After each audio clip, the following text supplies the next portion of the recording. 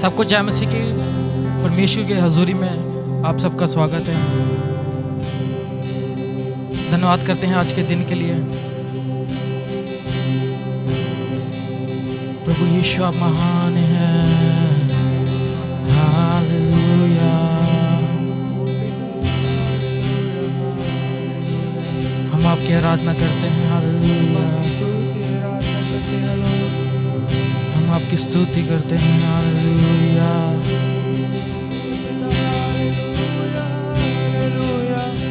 आपकी उपस्थिति यहाँ पर है लोग।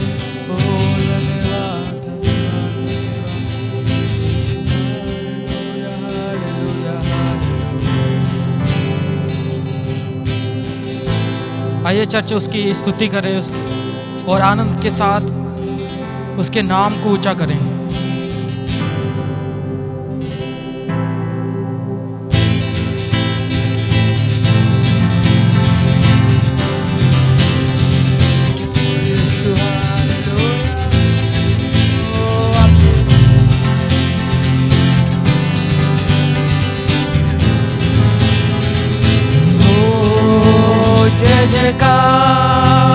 जय जयकार करे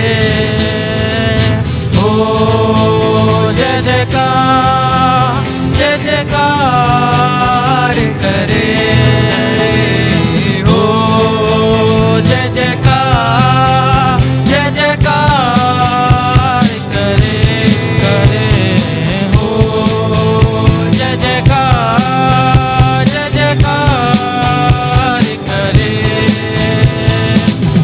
है हमारा राजा राजा दुख संकट से बचाता हम पर अपनी करुणा करता वो करता उपकार।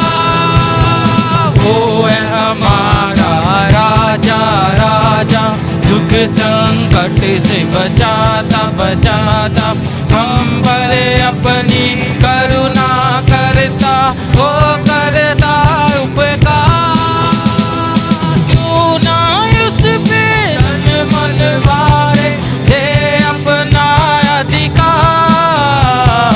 ओ जय जयकार करे हो जय जयकार करे हो जय जयकार करे हो जय जयकार करे। स्वर्ग है उसका सिंहासन पृथ्वी बनी है आसन आकाश उसकी महिमा बताए हस्तकला को दिखाए। स्वर्ग है उसका सिंहासन पृथ्वी बनी है आसन आकाश उसकी महिमा बताए हस्तकला को दिखाए। सारी पृथ्वी उसकी रचना उसका है पर्दा। ओ जय जयकार करे हो जय जयकार करे हो जय जयकार करे हो जय जयकार करे। उस पर जिसका भरोसा वो तो कभी ना डिगेगा चाहे बीमारी चाहे गरीबी चाहे हो आकाश। उस पर जिसका भरोसा वो तो कभी ना डिगेगा चाहे बीमारी चाहे गरीबी चाहे हो आकाश। सब संकट से सब कष्टों से हो जा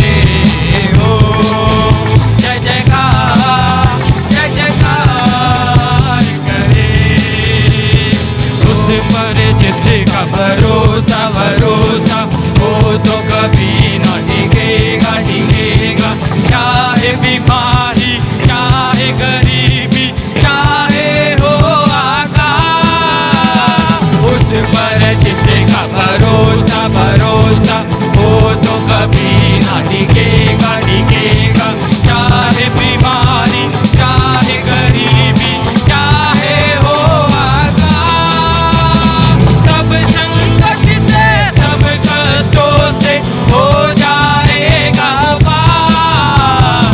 ओ जय जयकार जय जयकार करे करे, ओ जय जयकार जय जयकार करे, ओ जय जयकार जय जयकार करे करे, ओ जय जयकार जय जयकार करे।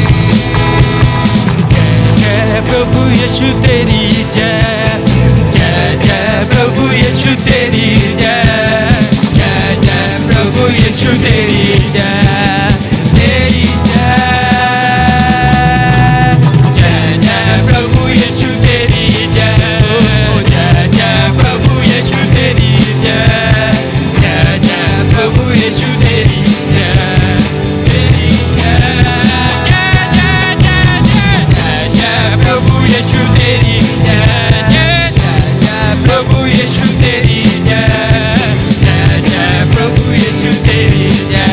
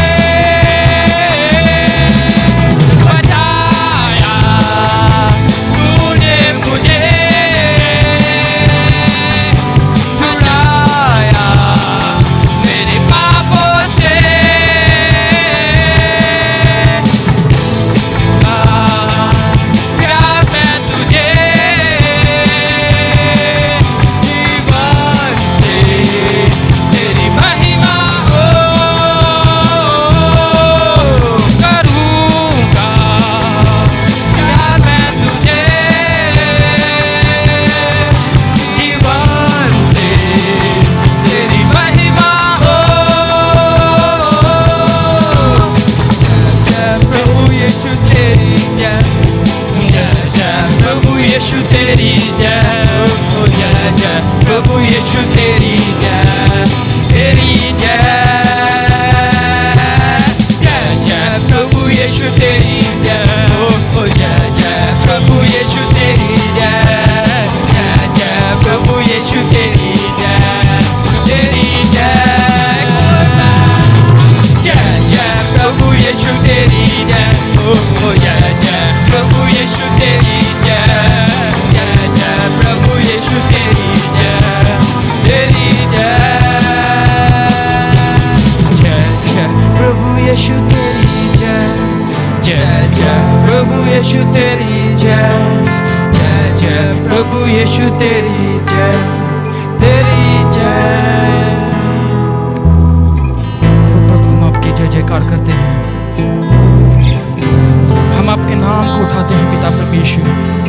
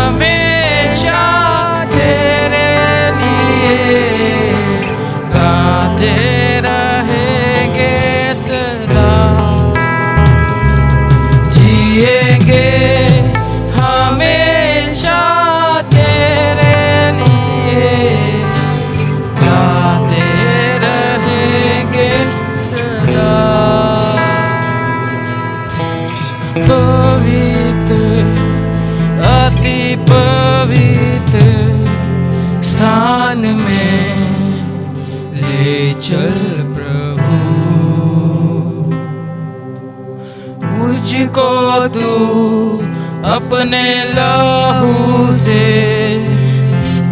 धो दे मेरे प्रभु। पवित्र अति पवित्र स्थान में ले चल प्रभु।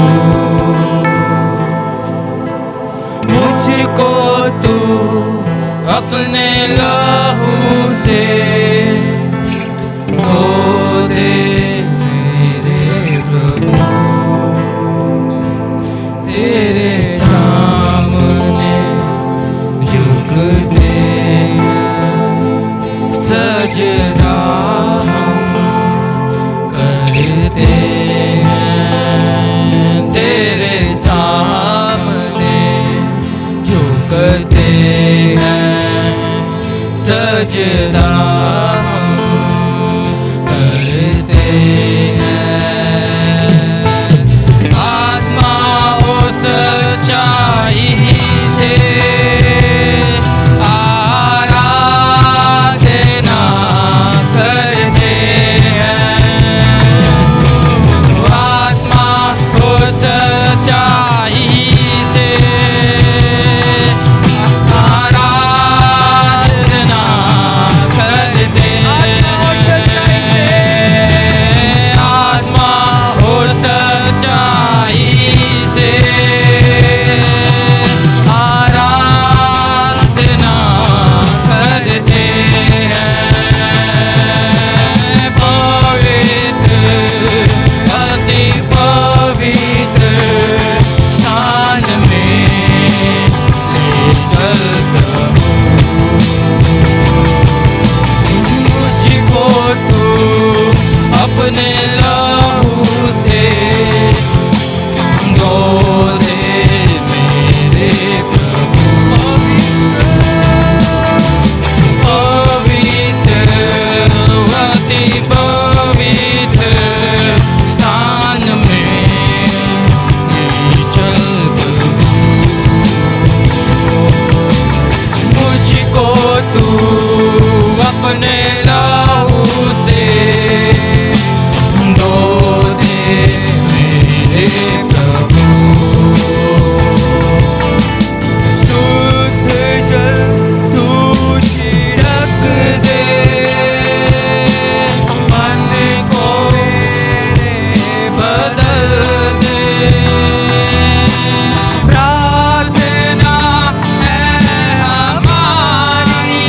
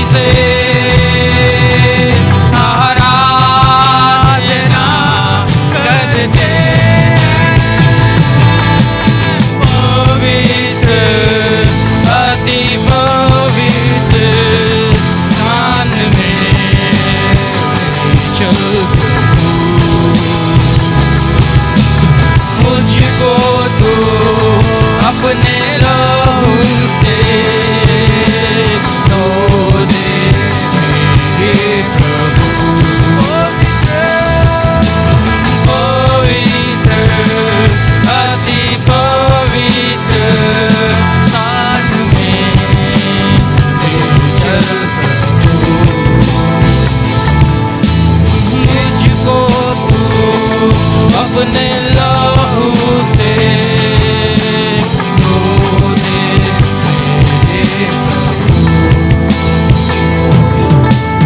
जितना तुझको जानूं उतना ही करीब आऊं। जितना मैं तुझको चाहूं उतनी ही आशीष पाऊं। जितना तुझको जानूं उतना ही करीब आऊं। जितना तुझको चाहूं उतनी ही आशीष पाऊं। पवित्र अति पवित्र स्थान में ले चल मुझको तो अपने लहू से धो दे मेरे प्रभु। पवित्र अति पवित्र स्थान में ले चल प्रभु। मुझको तो अपने लहू से धो दे मेरे प्रभु। तेरे सामने झुकते हैं सजदा हम करते हैं। तेरे सामने झुकते हैं सजदा हम करते हैं। तेरे सामने झुकते हैं सजदा हम करते हैं।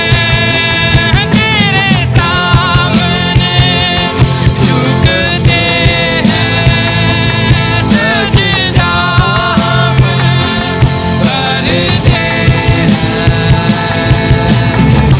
आत्मा और सच्चाई से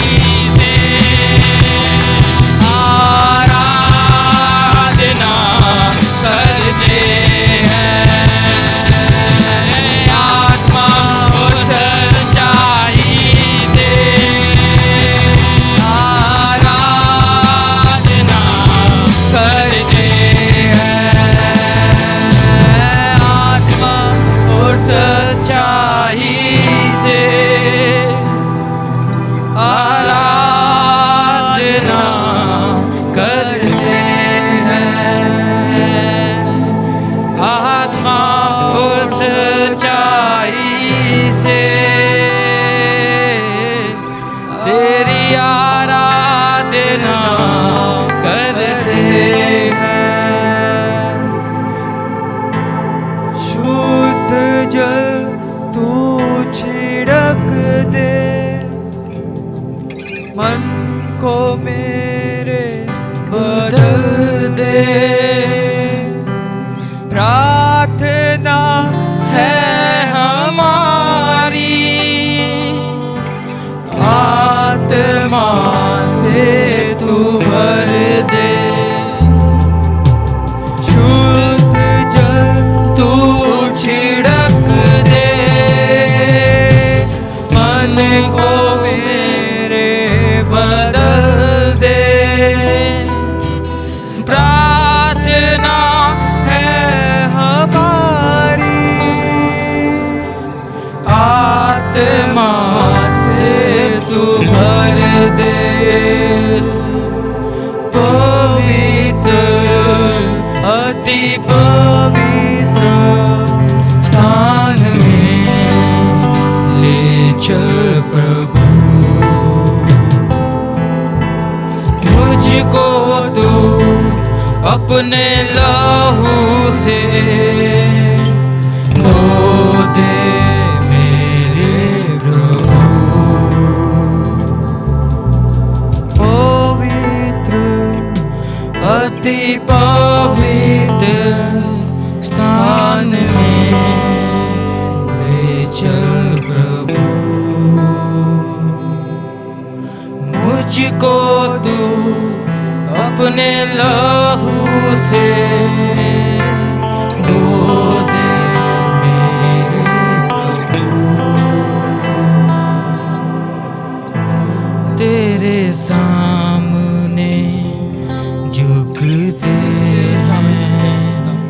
सजदा हम करते हैं तेरे सामने झुकते हैं सजदा हम करते हैं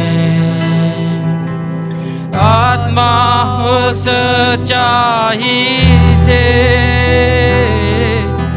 आराधना करते हैं आत्मा और सच्चाई से आराधना करते हैं।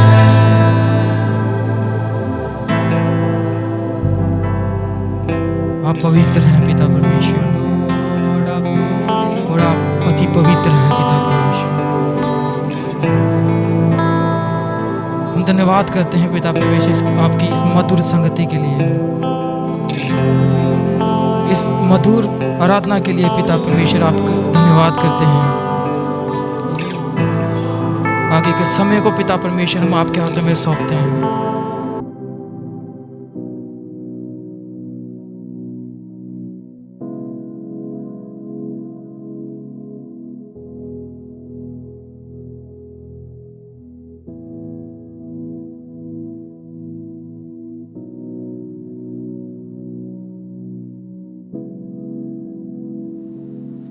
सबको जय मसीह की।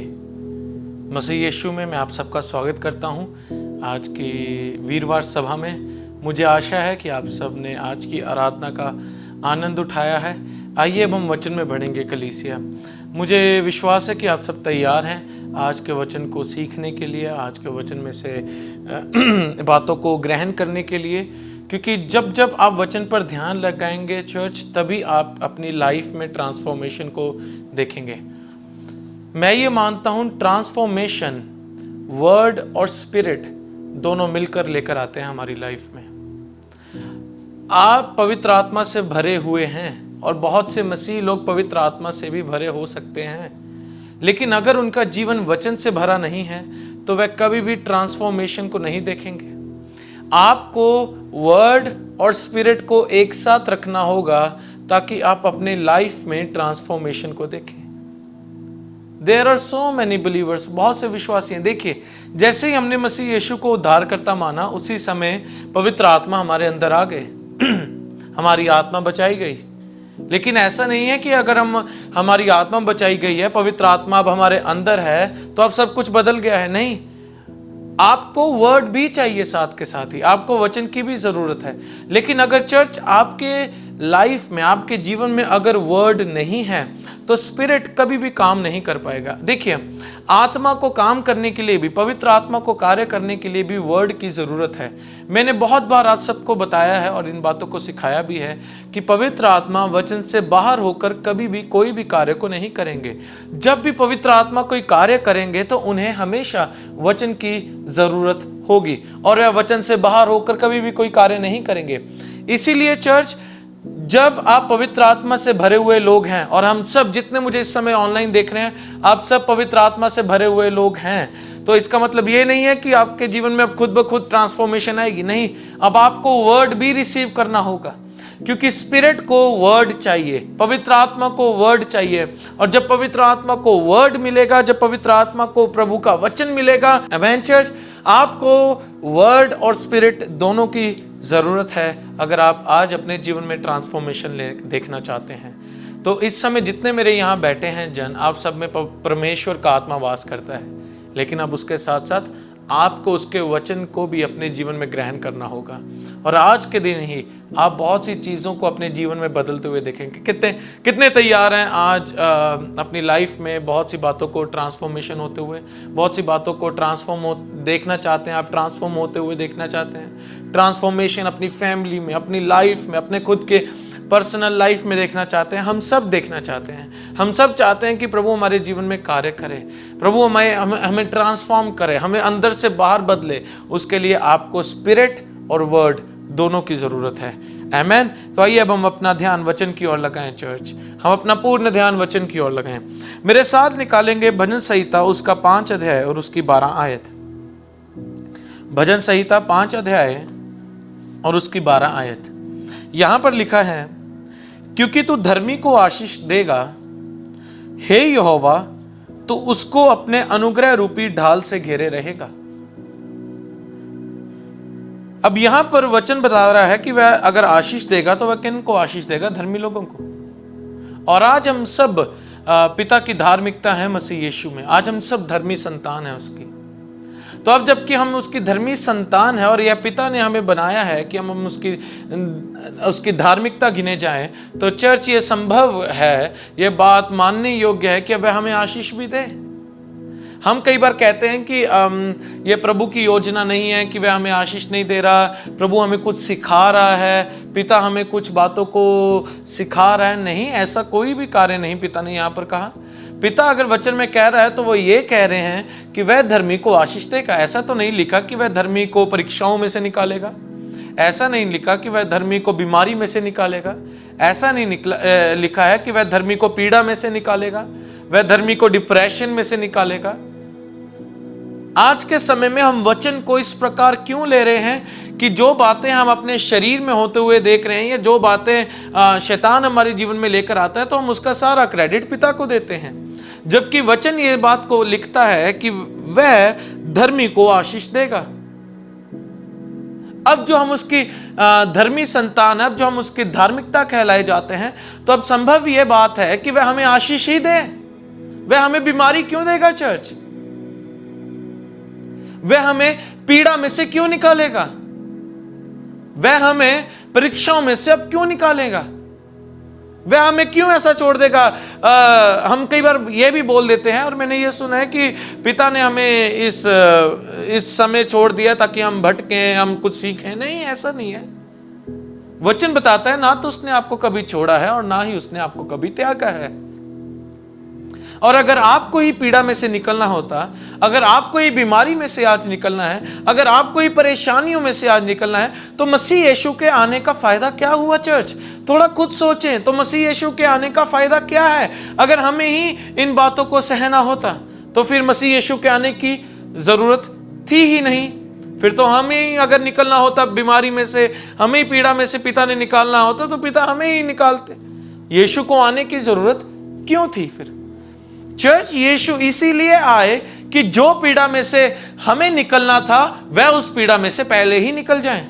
जिस बीमारी में से हमें निकलना था उस बीमारी में से वह पहले ही निकल जाए। इसीलिए मसीह यीशु हमारे लिए आए और उन्होंने हमारे लिए अपनी जान क्रूस पर दी और वह इन सभी बातों में से निकले। अब मैं ऐसा नहीं कहूंगा कि आप इन सभी बातों में से कभी निकलेंगे ही नहीं, आप निकलेंगे, लेकिन आप कभी भी ये दोष पिता पर नहीं लगाएंगे कि पिता ने हमें इस समय में रखा है कि हम इस घड़ी में से निकले, हम इस परिस्थिति में से निकले, हम इस परीक्षा में से निकले। हम निकलेंगे क्योंकि पिता हमें मजबूत कर रहा है, पिता हमारे विश्वास को मजबूत कर रहा है। हम निकलेंगे क्योंकि मसीह पहले निकला है और वह हम जानते हैं कि अब उसने हमें जयवंत से बढ़कर बनाया, तो यह बातें अब हमारे ऊपर हावी नहीं हो सकती। लेकिन यह बातें कहीं ना कहीं हमारे मनों पर हावी हैं कि हम इसका दोष पिता को लगाते हैं। लेकिन वचन यह बताता है भजन संहिता 5:12 में कि तू धर्मी को आशीष देगा। यह उसका वायदा है। प्लीज आज देखिए, आज क्यों वचन फल लेकर नहीं आ रहा? फल तभी आएगा जब उसकी जड़ें अच्छी होंगी। कलीसिया की जड़ें आज वचन में मजबूत नहीं हैं, इसीलिए वह फल को अपने जीवन में नहीं देख रहे। आज अपनी जड़ों को, आज अपने जीवन की जड़ों को मसीह यीशु के वचनों से भर दें। अब आपकी जड़ें, अब वचन की जड़ें हों, आपके जीवन की जो जड़ें हैं ना, वह वचन पर स्थिर हों।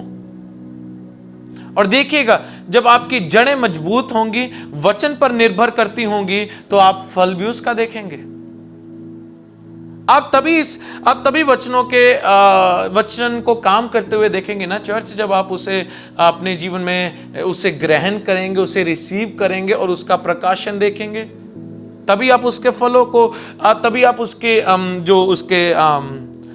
रिजल्ट है उसको आप अपने जीवन में देखेंगे। लेकिन हम क्यों नहीं देख पा रहे? क्योंकि हम वर्ड पढ़ तो रहे हैं, लेकिन हम उसे मनन नहीं कर रहे, हम उसे अपने जीवन में ग्रहण नहीं कर रहे। लेकिन मैं आज आपको कहूंगा, आज इस वर्ड को अपनी लाइफ में, आज आप इस वर्ड को, इस वचन को, भजन संहिता 5:12 को अपनी लाइफ में ग्रहण करें, रिसीव करें, ताकि वह प्रकाशन का रूप ले आपके जीवन में और वह 100 गुना फल लेकर आए। वचन कहता है तू धर्मी को आशीष देगा, ना तो वह बीमारी देगा, ना तो हमारा पिता हमें किसी पीड़ा में से, डिप्रेशन में से निकालेगा, ना ही हमारा पिता हमें किसी ऐसे ही छोड़ देगा कि ये भटकता रहे। नहीं, हमें पिता ना ही तो हमें कभी ना तो वह हमें कभी छोड़ेगा, ना तो वह हमें कभी बीमारी में रहने देगा, और ना ही वह हमें कभी किसी पीड़ा में से निकलने देगा। ये हमारे अच्छा पिता है, ये हमारे अच्छे पिता की पहचान है। अगर वह देगा तो वह सिर्फ हम धर्मी जनों को, हम बच्चों को आशीष देगा। आशीष मतलब वह हमें चंगाई ही देगा और उसने दी है। वह हमें छुटकारा देगा और उसने हमें दिया है। वह हमारे बंद रस्तों को खोलेगा और उसने खोला है। वह हमारे लिए नए रस्तों को तैयार करेगा और उसने किया है। वह हमारे हाथों के कामों को सफल करेगा और उसने किया है। हालेलुया। और आप इन सब बातों को आप अपने जीवन में पूरा होते हुए देख भी रहे होंगे। फिर आगे लिखा है, हे यहोवा तू उसको अपने अनुग्रह रूपी ढाल से घिरे रहेगा। अब मेरी बात सुने, अगर पिता ही इन सब चीजों का करता है कि वह हमें बीमार करे, वह हमें दुख पहुंचाए, वह हमें पीड़ा में से निकाले, तो इसका मतलब हम तो फिर उसके अनुग्रह रूपी ढाल में घिरे ही नहीं हुए हैं।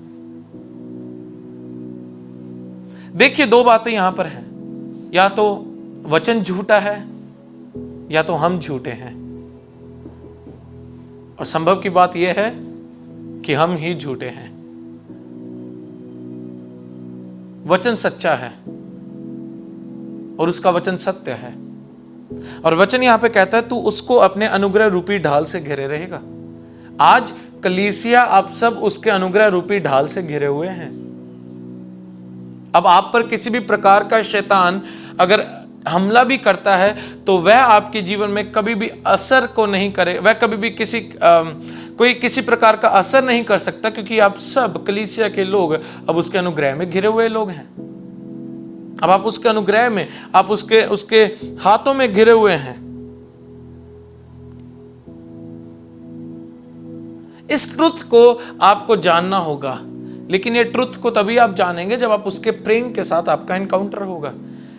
ये वर्ड आज आपके बहुत से लोगों के जीवनों में फल लेकर आ सकता है, लेकिन तभी जब आप उसकी ओर ध्यान देंगे, उसके प्रेम की ओर ध्यान देंगे कि वह आपसे कितना प्रेम करता है, कि उसने आज आप सबको अनुग्रह रूपी ढाल से घिरे हैं। कौन बीमार मेरे सामने बैठा है? कौन है मेरे सामने जो पीड़ा में बैठा है? कौन है मेरे सामने जो परेशानी में बैठा है? मैं आज आपको बता दूं, आप सब आज उसके अनुग्रह रूपी ढाल से घिरे हुए हैं। कोई भी हथियार जो आपके विरुद्ध उठे वह कभी भी सफल नहीं हो सकता, क्योंकि आप उसके अनुग्रह से घिरे हुए हैं। बीमारी का हथियार, डिप्रेशन का हथियार, तनाव का हथियार, पीड़ा का हथियार अब आप पर हावी नहीं हो सकता, और ना ही ये हमले अब आपके जीवन में किसी प्रकार का कोई कारण ऐसा पैदा कर सकते हैं कि आप पीड़ा में जाएं, आप बीमारी में चले जाएं। ऐसा संभव हो ही नहीं सकता, क्योंकि वचन ये कह रहा है कि अब आप सब उसके अनुग्रह रूपी ढाल से घिरे हुए हैं। चर्च, अब आप सब उसके घेरे में हैं अपने पिता के, और उसने व्यक्तिगत तौर से आप सबको एक एक करके घेर के रखा हुआ है। Hallelujah. You are in his protection. आप उसकी सुरक्षा में हैं। आप किसी मनुष्य की सुरक्षा में नहीं घिरे हुए। चर्च, आप ईश्वरीय सुरक्षा में घिरे हुए हैं। लेकिन इस सत्य को आपको अपने लाइफ में आज डालना होगा। इस ट्रुथ को आज आपने अपनी लाइफ में डालना होगा। इस वचन को आज आपने अपनी लाइफ में डालना होगा।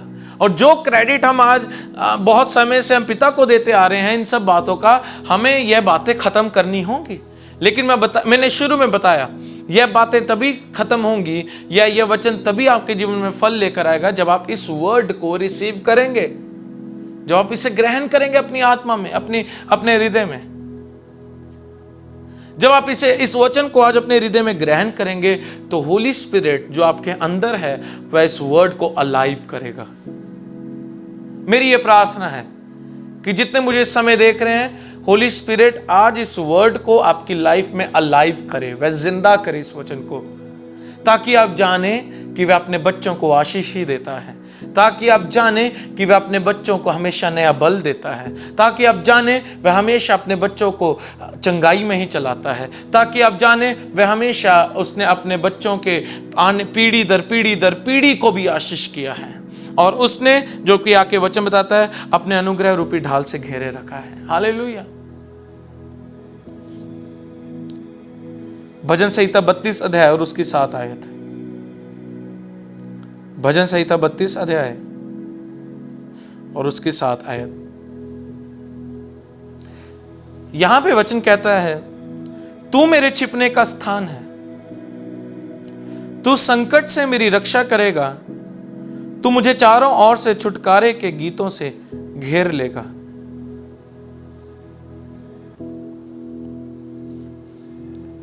अब देखिए ये वचन यह वचन कौन बोल रहा है? यह वचन दाऊद बोल रहा है। यह भजन संहिता को दाऊद ने लिखा, और वह इस बात को बोल रहा है क्योंकि दाऊद ने उसके प्रेम का अनुभव किया है, वह इसीलिए इन बातों को लिख रहा है। मैंने आपको अभी कुछ रविवार पहले ये वचन बताया था, जब तुम सत्य को जानोगे तो सत्य तुम्हें आजाद करेगा। आपको सिर्फ ये नहीं बात जाननी जरूरी कि मैंने वचन को जान लिया और यही मेरे लिए काफी है, नहीं, आपको उस वचन के पीछे जो सत्य काम कर रहा है आपको उसको जानना बहुत जरूरी है। आपको सत्य को पहचानना है, और यह दाऊद पहचान गया।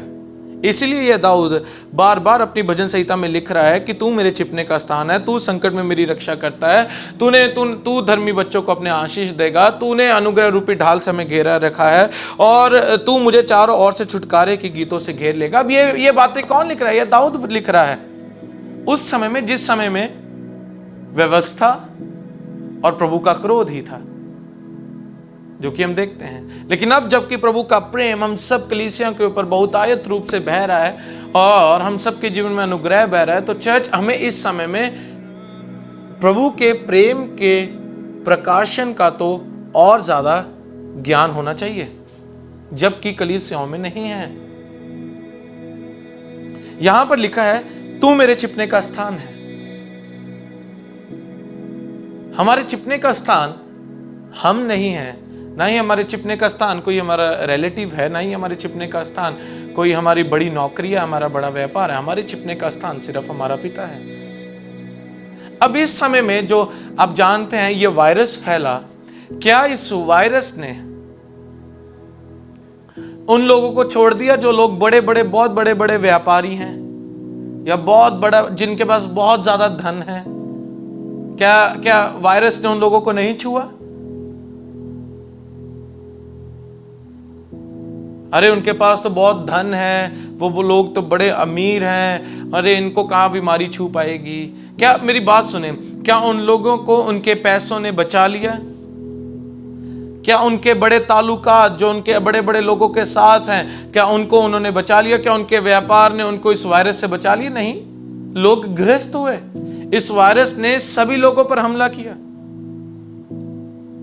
और कोई भी पैसा नहीं बचा पाया, कोई भी पावर इस वायरस से किसी को भी बचा नहीं पाई। ऐसा क्यों?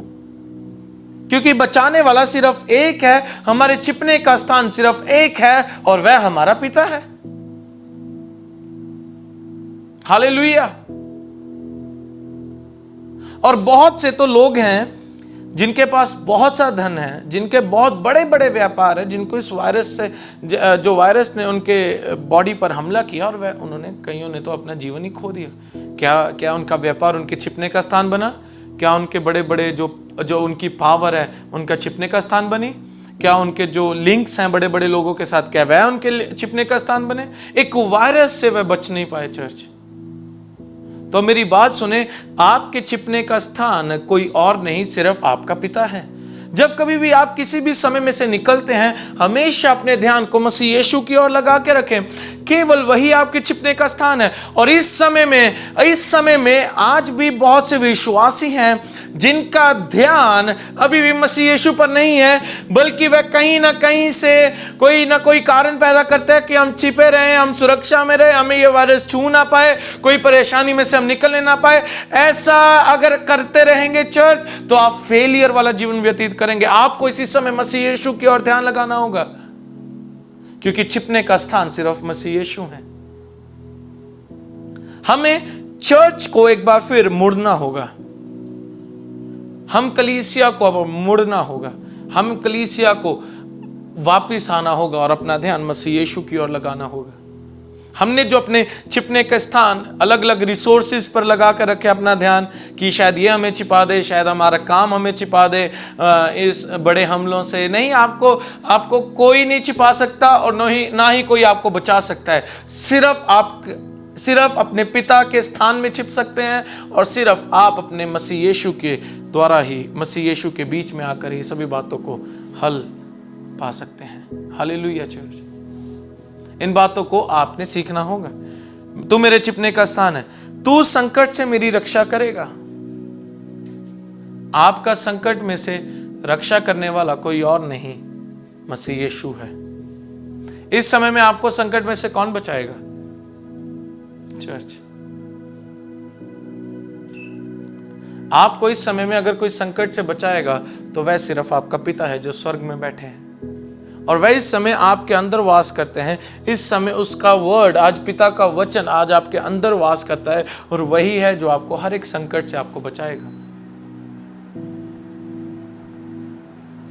हम आज कहीं ना कहीं अपने जीवन में किसी ना किसी प्रकार का संकट में से हम निकल रहे हैं। हाँ, हम निकल रहे हैं। आप शायद, मुझे जितने जन इस समय लाइव देख रहे हैं, आप कुछ लोग भी शायद किसी ना किसी प्रकार के संकट में से निकल रहे होंगे। लेकिन अब ऐसी बात है चर्च कि अब आपको संकट में से अगर आपकी कोई रक्षा करेगा तो वह सिर्फ अब आपका पिता करेगा। आ जाएं अपने पिता के पास। अगर आप उस संकट में से निकलना चाहते हैं तो अपने पिता के पास आ जाएं, यीशु मसीह के पास आ जाएं। वह आपको इस संकट में से बाहर निकालेगा। जिस भी संकट में आप पड़े हैं चर्च, वह उस हर एक संकट में से आपको बाहर निकालेगा। वह आपको रास्ता दिखाएगा। उसका वचन जो आपने अपने हृदय में डाल कर रखा है, वह आपकी दिशा निर्देशन करेगा। वह आपको दिखाएगा आपको करना क्या है।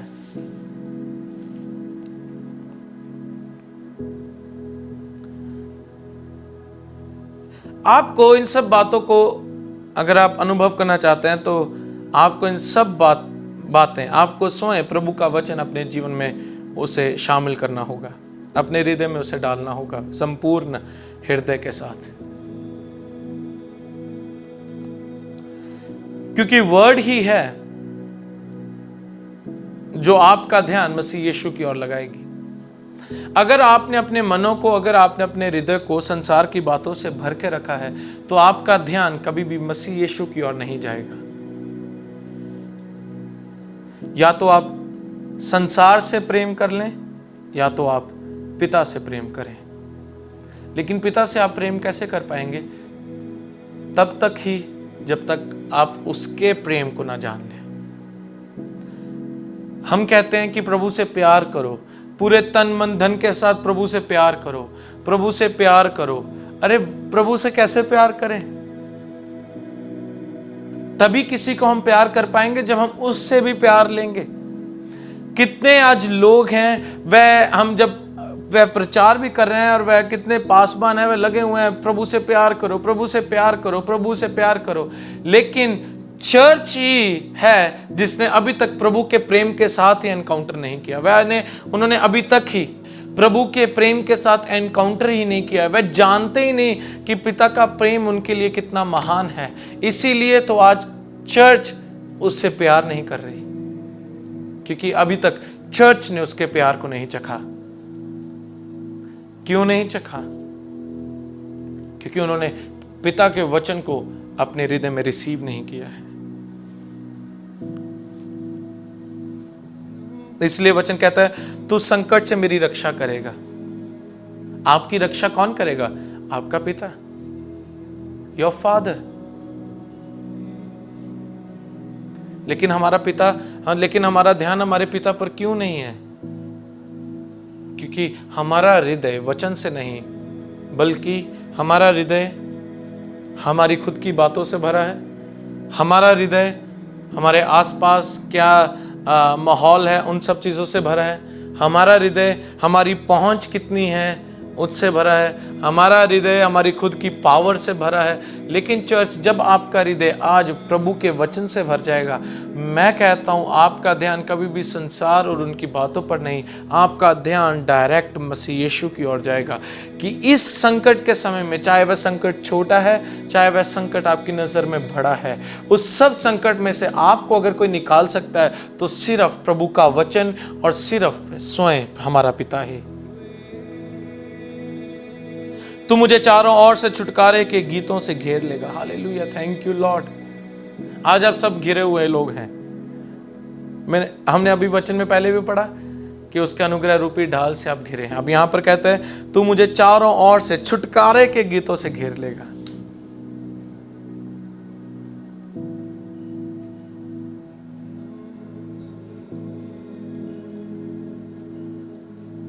आपको पिता ने घेर के रखा है अपने अनुग्रह रूपी ढाल से और अपने छुटकारे के गीतों से।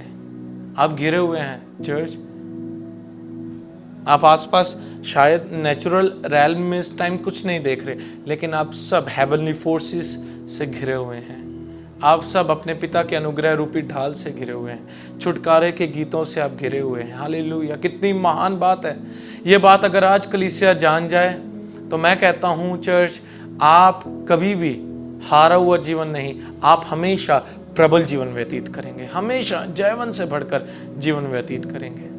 लेकिन अगर आज आप जान गए, मेरी प्रार्थना है आपका एनकाउंटर हो आज इन वचनों के साथ। मेरी ये प्रार्थना है पवित्र आत्मा इन वचनों के साथ आपका एनकाउंटर कराए, कि आप जाने कि उसने आपसे प्रेम किया है, उसने आपको आशीष किया है। अब आप उसके छिपने के आप उसके हाथों में हैं।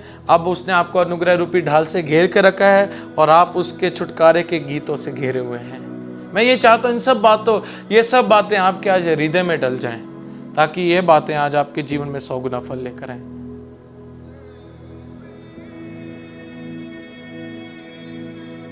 भजन संहिता 125 अध्याय और उसकी 2 आयत। भजन संहिता 125 अध्याय और उसकी 2 आयत। जिस प्रकार यरूशलेम के चारों ओर पहाड़ हैं, उसी प्रकार यहोवा अपने प्रजा के चारों ओर अब से लेकर सर्वदा तक बना रहेगा। आपका प्रश्न होगा कि भाई सैम, ठीक है आपने बोल दिया कि हम सब घिरे हुए हैं, लेकिन कब तक? वचन क्या बता रहा है? जिस प्रकार यरूशलेम के चारों ओर पहाड़ हैं, उसी प्रकार यहोवा अपनी प्रजा के चारों ओर अब से लेकर सर्वदा तक बना रहेगा। आमीन। उसने आपको घेर के रखा है। आप अनुग्रह रूपी ढाल में घिरे हुए हैं, आप उसके छुटकारे के गीतों में घिरे हुए हैं। तो सिर्फ कुछ समय के लिए नहीं, मैंने पाप किया तो मैं अब प्रभु की अनुग्रह रूपी ढाल से बाहर आ गया। मुझसे ये गलती हो गई, मैं प्रभु के छुटकारे के गीतों से बाहर आ गया। वह तो आपके पापों को कभी स्मरण भी नहीं करता।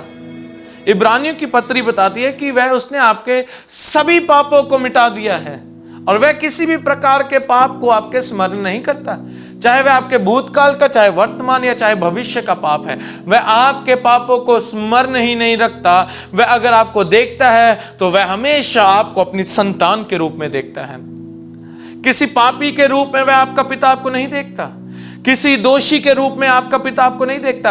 आपका पिता जब आपको देखता है तो वह हमेशा आपको अपनी संतान के रूप में देखता है चर्च। और आप जबकि अब उसके अनुग्रह रूपी ढाल से घिरे हुए हैं, और जब वह आपको अपने संकट से आपको छुड़ाता है, अब आप उसके स्थान में छिपे हुए हैं और उसने आप धर्मी संतानों को आशीष किया है। अब आप उसके छुटकारे के गीतों में घिरे हैं। तो चर्च, यह बातें सिर्फ उस समय तक सीमित नहीं होंगी जिस समय तक जी मैं अच्छी चाल चलन में हूं, जब तक मैं पिता को खुश रख रहा हूं। आप पिता को खुश नहीं रख सकते अपने कामों के द्वारा।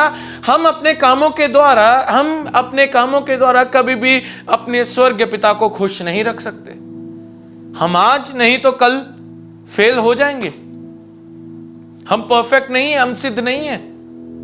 लेकिन अगर आप अपने पिता को खुश करना चाहते हैं तो वह अगर खुश होगा तो वह सिर्फ होगा जब आप अपने हृदय में उसके वचनों को डालेंगे।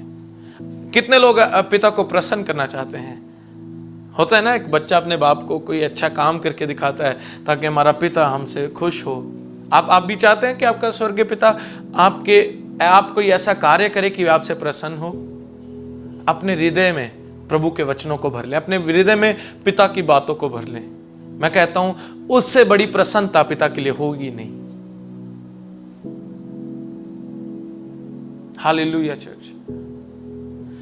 और जब आप इन बातों को करेंगे तब आप जानेंगे कि आपका पिता आपकी गलतियों पर आपकी गलतियों के ऊपर बेसिस पर आपको चंगा नहीं करता। ये आप कितने अच्छी चाल चलन चल रहे हैं कि मैं तभी इसे आशीष करूं, इसका अच्छा चाल चलन है, ये अच्छी प्रार्थनाएं करता है, ये अच्छा मेलजोल है इसका सबके साथ, अब मैं इसे आशीष करूंगा। हमारा पिता ऐसा नहीं है।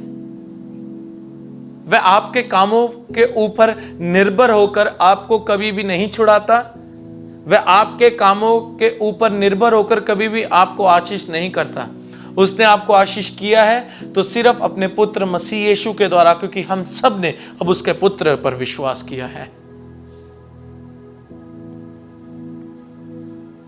और वह अगर हमें आशीष आज करता है, वह उसने हमें अनुग्रह रूपी ढाल से घेर के रखा है। अब जब हम उसके स्थान में छिपे हुए हैं, अब जबकि उसने हमें छुड़ाया है संकट के समय में से, अब जबकि हम उसके छुटकारे के गीतों में घिरे हुए हैं, तो चर्च वह कुछ समय के लिए नहीं, हाँ जी बस साल के लिए या 2 महीने के लिए 3 महीने के लिए नहीं। वचन बताता है जिस प्रकार यरूशलेम के चारों ओर पहाड़ हैं, उसी प्रकार यहोवा अपनी प्रजा के चारों ओर अब से लेकर सर्वदा तक बना रहेगा। हालेलुया। अब से लेकर सर्वदा तक। अब आज अगर इस समय अभी आप उसके वचन को पकड़ लेंगे चर्च, मैं कहता हूं अब से लेकर सर्वदा तक वह आपको हमेशा अपने घेरे में रखेगा। वह अपनी प्रजा को हमेशा उसने चारों ओर घेर के रखा अपनी प्रजा को। लेकिन अब से लेकर सर्वदा तक, तब से जब से आपने विश्वास किया मसीह यीशु पर, तब से ही आप हेवनली फोर्सेस में घिरे हुए हैं, तब से ही आप एंजेलिक प्रोटेक्शन में घिरे हुए हैं, तब से ही आप ईश्वरीय प्रोटेक्शन में, ईश्वरीय सुरक्षा में घिरे हुए लोग हैं। शैतान का कोई भी हथियार अब आपके परिवार पर सफल नहीं हो सकता। शैतान का कोई भी हथियार अब आपके स्वयं खुद के जीवन पे सफल नहीं हो सकता, क्योंकि अब उसने आपको छुड़ा लिया है चर्च। उसने अब आपको आशीष किया है। अब आप उसके स्थान में छिपे हुए हैं। अब उसने संकट के समय में से आपको निकाल लिया है, छुड़ा लिया है। अब उसने अपने छुटकारे के गीतों से आपको घेर के रखा है। अब उसने अपनी प्रजा को, अपने लोगों को, अपनी संतानों को घेर के रखा है, आज से लेकर सर्वदा तक। हालेलुया। सिर्फ 1 या 1.5 हफ्ते तक नहीं, आज से लेकर सर्वदा तक। तो कभी भी जब भी हम ये सोचते हैं कि मैं शायद अगर गलती कर दूं तो मैं शायद अपने पिता की सुरक्षा में ना रहूं, तो यह बात आपकी गलत है। यह बात वचन से नहीं है। अगर आपने कुछ सोचना है तो वचन के आधार पर सोचें। अगर कोई बात, अगर कोई थॉट, ऐसा थॉट क्यों आता है? ऐसा थॉट क्यों आता है? मेरा ये प्रश्न है। ऐसा थॉट क्यों आता है कि मैंने पाप किया तो मैं शायद अब उनकी सुरक्षा में, उनकी प्रोटेक्शन में ना रहूं। मैंने गलती की है, अब प्रभु की ब्लेसिंग्स मेरे ऊपर नहीं बहेंगी। अब मुझसे ये गलती हुई है इसलिए मैं बीमार हूं, मुझे कुछ पिता सिखा रहा है। ऐसे थॉट आपके क्यों आते हैं मनों में? क्योंकि आपका जो हृदय है वह उसके वचनों से नहीं भरा हुआ। आपका हृदय वचनों से नहीं भरा। इसीलिए जो आप देखिए चर्च, जो आपकी आत्मा में भरा होगा वही आपके प्राण में आएगा। वचन में लिखा है ना, जो आपके अंदर होगा, जो आपके मन में होगा, वही आपके मुख पर आएगा। आपके मुख में तभी ये बातें निकलती हैं, आपके मुख में से, क्योंकि आपकी आत्मा उसके वचन से नहीं भरी हुई। सो आई वुड इनकरेज यू, मैं आज आपको उत्साहित करूंगा, हर रोज प्रभु के वचन को पढ़ें, हर रोज पढ़े प्रभु के वचन को, हर रोज प्रभु के साथ संगति करें, प्रभु के वचन को महत्व दें। उसको पढ़े ही नहीं, उसको समझें भी, उसका अनुभव करें उनके वचनों का। और मैं कहता हूं जब आप उसके अपनी स्पिरिट में उनके वचनों को डालेंगे और जब आप उनके वचनों का अनुभव करेंगे अपनी आत्मा में, तो यह सभी बातों का प्रकाश है ना, आप अपने सोल में, आप अपने प्राण में पाते हैं। फिर उसके बाद जब आपके सोल ये बातों से घिर जाता है, प्रभु के वचन के साथ भरता है, तब आपके मुख से सिर्फ कुछ और छल की बातें नहीं, ऐसी व्यर्थ बातें नहीं, आपके मुख से सिर्फ प्रभु के वचनों की बातें निकलती हैं। Right church? तो जब आप अब अपना जीवन बिताएं अपने कामों के ऊपर देखकर नहीं, मसीह यीशु ने जो आपके लिए किया उसकी ओर देखते हुए अपना जीवन बिताएं। हम तो सिद्ध ही नहीं है, 1, 2, 4, 8 दिन हम अच्छा जीवन, एक सिद्धता वाला जिसमें किसी प्रकार की कोई गलती ना हो, 0% गलती ना हो, हम वैसा जीवन सिर्फ कुछ ही समय तक, कुछ ही दिनों तक मैं कहूँगा हम बिता सकते हैं, लेकिन हम फेल हो जाएंगे क्योंकि हमारा ध्यान कहाँ होगा? हमारे खुद के ऊपर। लेकिन आइए हम अपना ध्यान मसीह यीशु के ऊपर लगाएं। आज जो कोई बदलना चाहता है वह अपना ध्यान यीशु मसीह की ओर लगाए। आज जो कोई अपनी लाइफ में ट्रांसफॉर्मेशन चाहता है वह अपना ध्यान मसीह यीशु की ओर लगाए। वचन बताता है वह धर्मी को आशीष करता है। उसने अपने अनुग्रह रूपी ढाल से हम सबको घेर के रखा है। वही हमारे छिपने का स्थान है।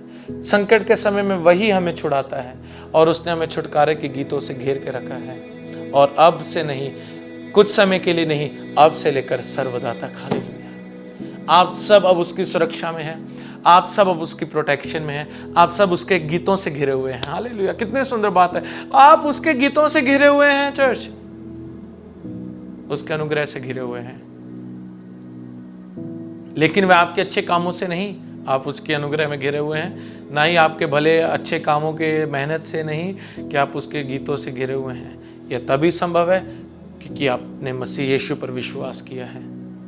और पिता आज आपको तभी आशीष कर रहा है क्योंकि उसने उसके पुत्र पर आपने विश्वास किया है। तो इसलिए अपना ध्यान अपने ऊपर से हटाएं और मसीह यीशु पर लगाएं। आइए हम सब मिलकर प्रार्थना करेंगे। अपनी आंखों को बंद करें। लॉर्ड, इस समय मैं प्रार्थना करता हूँ, इस समय जितने मुझे ऑनलाइन देख रहे हैं, लॉर्ड आज इन सब का ध्यान, इन सब का केंद्र सिर्फ आप बने पिता। इनका हृदय आज आपके वचनों से भर जाए।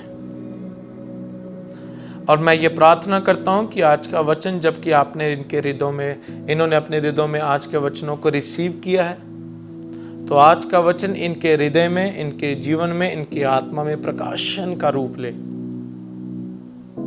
और वह प्रकाशन इनके प्राणों में कार्य करे और उसके बाद वह इनके मुख से बाहर निकले। पिता, मेरी ये प्रार्थना है कि जितने मुझे इस समय ऑनलाइन देख रहे हैं, हम सब का आपके प्रेम के साथ एक बार फिर एनकाउंटर हो। लॉर्ड, हम आपके प्रेम को जानना चाहते हैं। हम आपके प्रेम की लंबाई, चौड़ाई, ऊंचाई, गहराई को जानना चाहते हैं। हमें अपने प्रेम का एनकाउंटर करवाएं पिता। हम आपके प्रेम को जानना चाहते हैं मेरे स्वर्गीय पिता। मसीह यीशु, हम आपके प्रेम को जानना चाहते हैं कि आपका प्रेम हमारे लिए, हमारे लिए आपका प्रेम पिता हम संतानों के लिए कितना महान है, कितना बड़ा है, कि हमारी छोटी सी गलती भी आपके प्रेम को कभी भी हमारे ऊपर में बहने से कभी नहीं रोकती। आपका प्रेम महान है, जो हमारी गलतियां भी जब हमसे होती हैं उनको भी वॉश आउट कर देती हैं, उनको भी बाहर निकाल देती है हमारे जीवन से। और मैं धन्यवाद करता हूं कि जो आपके वचन में लिखा है कि अब हम सब आपके अनुग्रह रूपी ढाल में घिरे हैं, हम आपके छुटकारे के गीतों में घिरे हैं, अब आप ही हमारे छिपने का स्थान है। ओ लॉर्ड, आपने इन सब बातों को आज हमारे जीवन में पूरा किया। धन्यवाद करते हैं, धन्यवाद करते हैं कि ये कुछ समय के लिए नहीं, बल्कि पिता अब से लेकर सर्वदा तक ये बातें हमारे जीवन में पूरी हैं। हम धन्यवाद करते हैं। हम सदा सर्वदा तक आपके वचनों से, आपके गीतों से, लॉर्ड, आपके अनुग्रह रूपी ढाल से घिरे हुए हैं। मैं धन्यवाद करता हूं। आप ही हमारे छिपने का स्थान है। मैं धन्यवाद करता हूं। आप ही हमारा छुटकारा है। मैं धन्यवाद करता हूं। चंगा करने वाला आप है। मैं धन्यवाद करता हूं। नए नए रस्तों को रचने वाले आप हैं पिता। मैं धन्यवाद करता हूं। इन सब बातों को आपने पूरा किया है लॉर्ड। हालेलुया। मैं धन्यवाद करता हूं। सारा आदर, सारी महिमा आपको देते हैं पिता। वह सभी व्यर्थ की बातें, वह सभी संसार की बातें, जो हमारे जीवन में कार्य कर रही थी, इसी समय हमारी लाइफ को, हमारे जीवनों को, हमारे हृदय को छोड़कर चली जाए लॉर्ड। इस समय आपका वचन ही हमारे हृदय में राज्य करे, आपका वचन ही हमारे हृदय, हमारी आत्मा में राज्य करे लॉर्ड, ताकि जो आपने हमारे जीवन जीने के लिए यहां पर रखा है वही हम जीवन को जिए, छुटकारे से भरा, चंगाई से भरा, बरकतों से भरा, आशीषों से भरा, नए नए रस्तों को खोला हुआ, इन सब चीज़ों से हम अपना जीवन बिताएं लॉर्ड। मैं धन्यवाद करता हूँ कि आपने हमें आशीष किया लॉर्ड। धन्यवाद हर एक सुनने वालों को आपने बरकत दी लॉर्ड, आप इन्हें आशीष किया, इनकी बुद्धि को खोला लॉर्ड, और पिता इनका एनकाउंटर आपने अपने प्रेम के साथ करवाया, इन्होंने आज आपके प्रेम को अनुभव किया है। मैं धन्यवाद करता हूँ। मसीह यीशु आपके सामर्थ्य नाम में मांगते हैं, आमीन। चर्च, अब आप सब उसके प्रेम में घिरे हैं, उसके प्रेम का अनुभव करें। अब मैं चला जाऊंगा, अब हम कुछ समय बाद मिलेंगे, कुछ दिनों बाद चर्च में मिलेंगे, लेकिन ऐसा नहीं है कि अब मैं चला जाऊंगा तो आप बस बैठ जाए, नहीं, एनकाउंटर करें। मैं प्रार्थना करता हूं आज की शाम, आज की रात आपका एनकाउंटर हो प्रभु के प्रेम के साथ, ताकि आप जाने कि वह आपसे कितना प्यार करता है। Hallelujah. So God bless you church. प्रभु आप सबको आशीष दे। Thank you so much.